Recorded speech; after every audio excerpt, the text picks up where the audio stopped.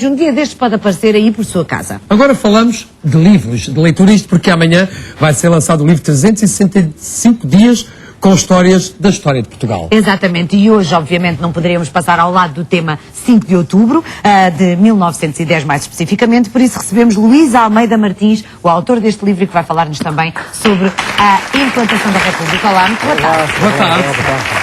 Se calhar começávamos precisamente pela implantação da República, este 5 de outubro de 1910, tão importante na vida dos portugueses.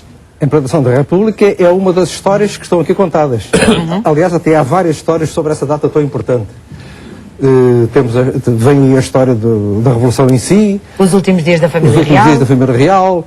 Temos a história do Machado de Santos, que foi o verdadeiro pai da República. Temos a Pava Conceiro, que foi o único, costuma dizer-se o único, o monarca que defendeu a monarquia, quer dizer, à frente de tropas. Não é? Enfim, há aí várias histórias relacionadas com esta data tão importante para a vida nacional.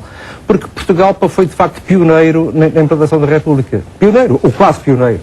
À data, em 1910, só a França, na Europa, só a França é que era República.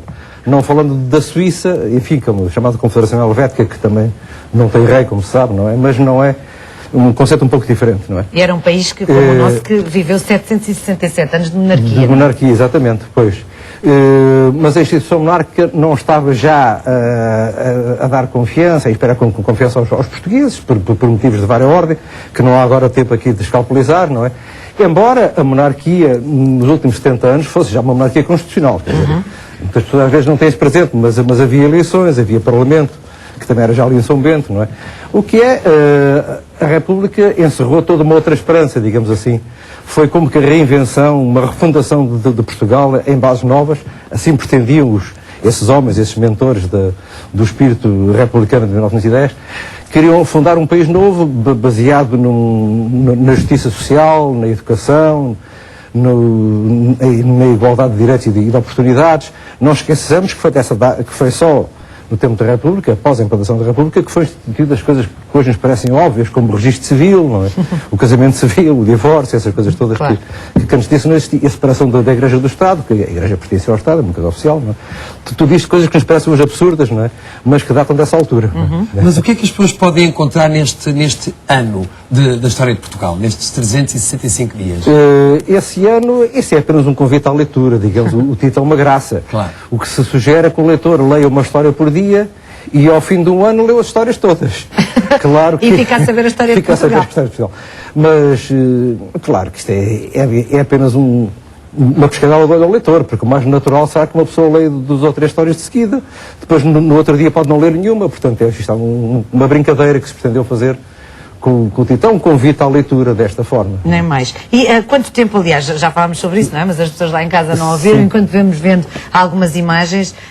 Quanto tempo é que se demora a escrever um livro com, e para sermos específicos, 694 páginas? Eu não demorei assim tanto tempo como isso, demorei menos de um ano, desde outubro do ano passado até... Então escrevi uma história por dia. Escrevi mais do que uma. Escrevi mais do que uma história por dia, exatamente.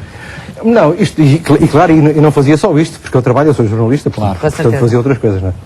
Me fazia isto à noite, aos fins de semana, mas não foi assim tão difícil, porque grande parte do material que estava aí eu já o tinha escrito, portanto adaptei, reescrevi, para coisas que tenho escrito ao longo da vida, não é?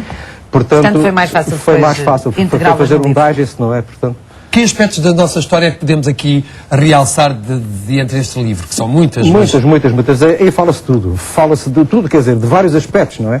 Fala-se de acontecimentos, fala-se de biografias, a que chamei figuras e figurões, fala-se de guerras e batalhas, conspirações e revoluções, de histórias da alcova, que os leitores gostam especialmente disso. Artes e letras. Portanto, várias... O livro está dividido por temáticas.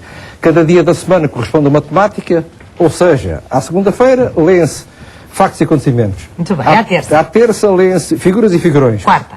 À quarta lê-se guerras e batalhas. Quinta. À quinta, revoluções e conspirações. Sexta. Amores, traições e infidelidade. Sábado. Não se lê? Descansa-se. Lê-se sábado. Mitos, lendas e mistérios. E ao domingo? Ao domingo, artes e letras, ou seja, fala-se de escritores, obras de arte, monumentos, etc, etc.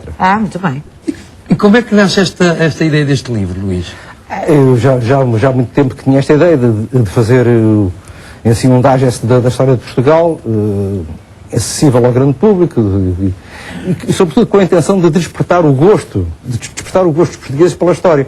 Que, ultimamente, esse gosto tem dado assim um bocado, como é que dizer? Não, aliás, estou a exprimir mal, porque o gosto existe, não é? Não há incentivo. Não há incentivo.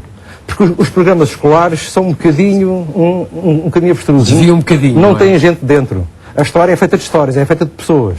E é isso que se pretende aqui recuperar. E este é um livro, pelo pouco que nós nos podemos aperceber, aqui a folheá-lo um bocadinho, que tem exatamente uma linguagem que chega a pessoas de todas as idades. Por exemplo, só para dar um exemplo, há um parágrafo que começa exatamente com uma princesa moura chamada Salúquia, filha do governador da cidade, estava noiva. Portanto, literalmente a contar uma história para toda a gente. Para toda a gente e para todas as idades mesmo. Inclusive a crianças, enfim. Porque o objetivo é exatamente isso, não é?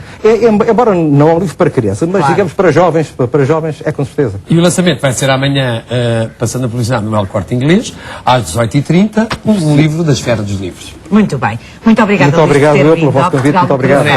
Obrigada, Luís Almeida Martins. Deixe estar connosco. Obrigada. Vamos voltar à música já no final. Vai, já no final.